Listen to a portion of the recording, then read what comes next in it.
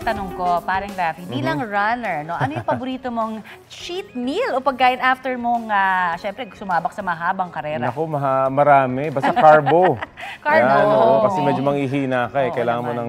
ng carbo. Pang-sustain. Oo. Heto naman, sa Zamboanga del Sur, hindi pa man tapos ang takbuhan.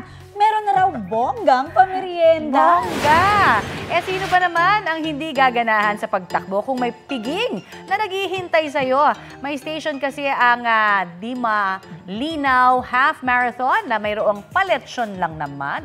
Oy, kwento ng uploader at kalahok na si Stephanie Bukog, nagulat siya sa sorpresang nakakabusog. Bukod sa star na lechon, meron ding prutas, kakanin at inuming pampalamig.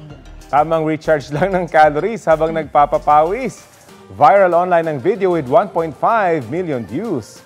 Ready, set, go! Trending! Sarap naman yan. Pagkatapos mong Galing. mawala ng calories, Oo. refill agad. Tama naman sa end ng karera yan, hindi yan sa gitna. Ay, wag naman Oo, sana. wag naman sa gitna. Baka may atakihin sa kolesterol. Oo nga. Oy, pero sa mga multi-sports tulad ng Ironman na sinalihan ko nung linggo, Oo. may mga nagbo-barbecue. Meron din. Oo, may Pero mga after? nag-offer. Hindi, in the middle of the In the race. middle of the race. Oo, Baka nga kasi- kasi magutom ka Oo, bigla. tatlong race naman kasi yun in one. Oo nga. So, yung run race yung huli, yun ang matindi.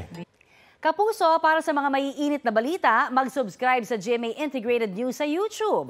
Sa mga kapuso naman abroad, subaybayan nyo kami sa GMA Pinoy TV at sa www.gmanews.tv.